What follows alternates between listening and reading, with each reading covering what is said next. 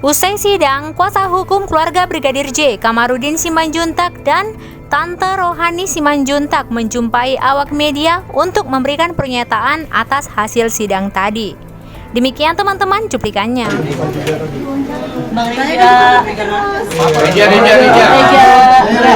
Reja dipanggil. Mau perak sama Reja? Dua-duanya Bang. Abang. Numpang lagi lengkap nih Bang. Lagi lengkap susah Bang momen ini Bang. Kameranya sebelah situ ya, ngadep kamera ya. Oke. Yang dimaksud kamera yang mana? Itu juga kamera kuliah. Iya Bang. Semuanya saja Bang. Sini Bang. Muter aja. Jadi nunggu perak dulu. Iya, nunggu perak deh sekalian. Bentar ya. Abang ada dulu Bang.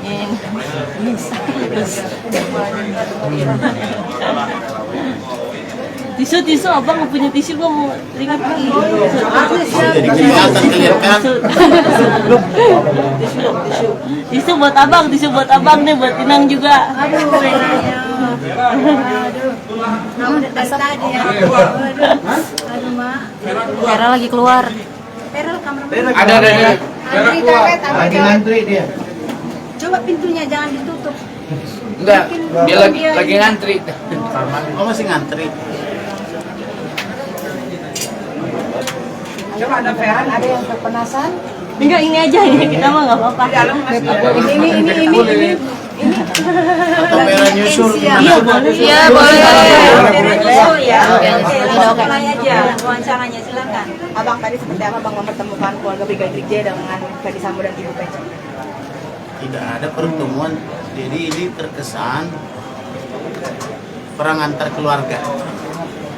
Jadi Ferdy Sambo dengan istrinya PC, kemudian Lai Samuel Huta Barat dengan istrinya Ito Rosti bertarung di ruang sidang itu. Jadi ini antara gelap dengan terang. Kebetulan Lai Samuel menggunakan baju yang terang warna putih seperti baju saya ini. Mereka menggunakan seragam gelap. Jadi gelap dengan terang tidak bisa bersatu.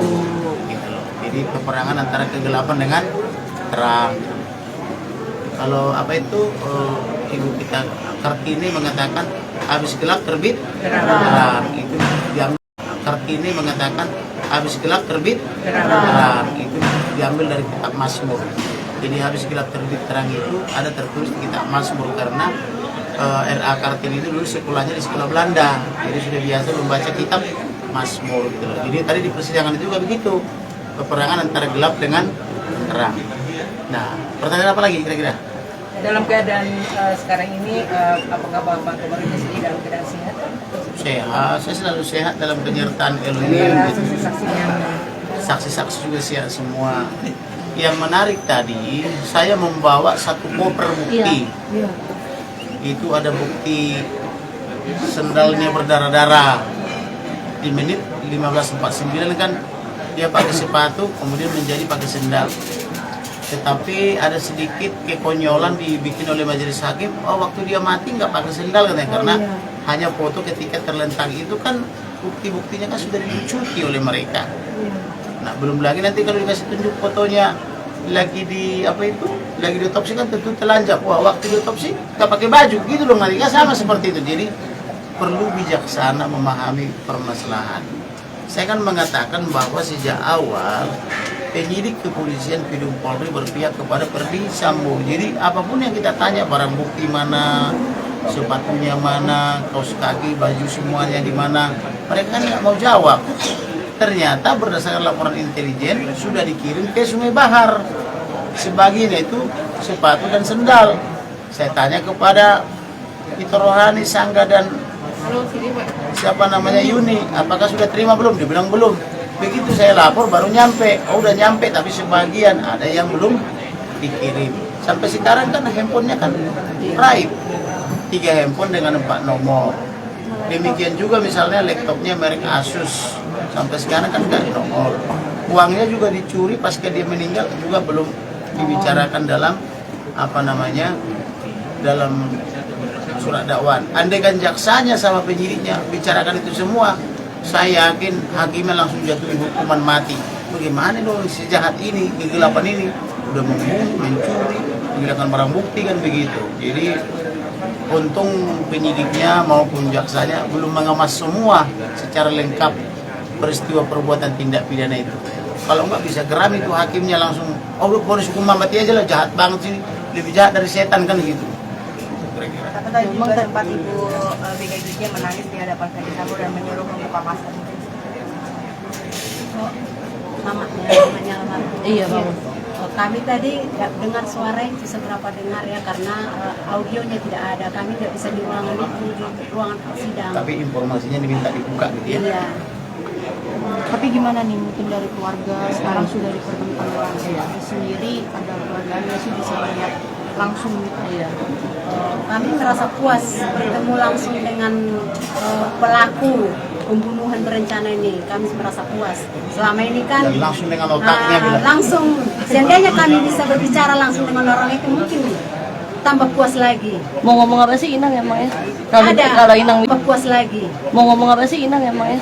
Ada. Kalau Inang bisa ngomong gitu, Kalau ada yang mau seandainya disampaikan dia Inang? ngomong kayak gitu kan sama saya langsung tadi, aku bisa diberikan hakim izin sama saya tuh, pasti saya bilang banyak korban yang kau korbankan gara-gara keinginanmu, kekuasaanmu, itu aja.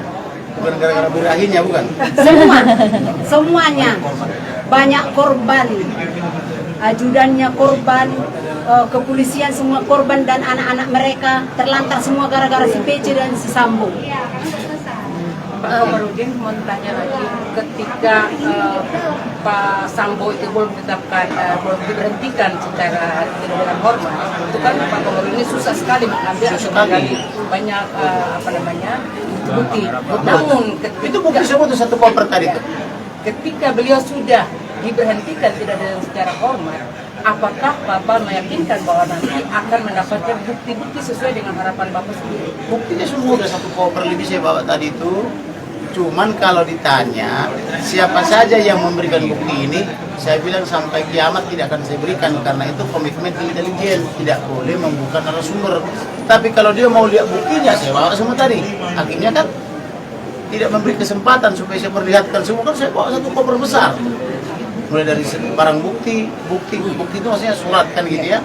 Barang buktinya mulai dari sendal, baju yang dipakai tanggal 4 menyetrika masih di sini darahnya. Kemudian baju koko yang harga 1 juta itu kan gitu, masih saya bawa semua. Ya, Amal boleh mungkin. Oke, Bang Ri. Terkait bukti yang tadi kan salah satunya ada baju koko masuk ITP. Barang bukti. Itu kaitan dalam kasus ini apa ya, Bang? Kaitannya bahwa putri ini memang senang memberi. Ada yang diberi uang 5 juta sama adiknya, ada diberi dompet Pedro. Tadi saya juga print juga itu gambarnya.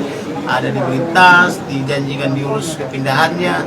Seperti layaknya wanita ABG yang jatuh cinta. Kalau ABG ini jatuh cinta dan dia berpunya kan, cowoknya ditraktirin makan gitu, diajak nonton bioskop gitu kan. Rasanya kayak pengen ketemu setiap hari kan begitu, berbunga-bunga hatinya kan begitu kalau ABG.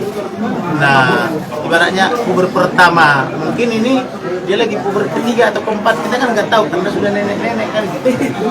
Tapi ketika cinta tidak bersambut, kata orang kampung dukun bertindak. Nah, ketika cinta tidak bersambut, fitnah bertindak, fitnah berakibat kepada kekejaman, pembunuhan kan gitu. Karena menurut orang Arab fitnah itu lebih kejam daripada pembunuhan. Karena kenapa fitnah lebih kejam dari pembunuhan? Sepanjang ada fitnah itu dan sepanjang hidup orangnya fitnah itu berjalan terus. Itu namanya gosip, makin digosok makin sip kan gitu. Oke, Bang Reja, mungkin ke Bang Reja dulu ya sebagai Ferdi Sambo bukan tidak mengaku pembunuhannya, cuma dia bilang begini, kalau melakukan itu karena kelakuan anak itu memang dia menentang ada ibu bapak, tapi dia tetap saya melakukan itu karena kelakuan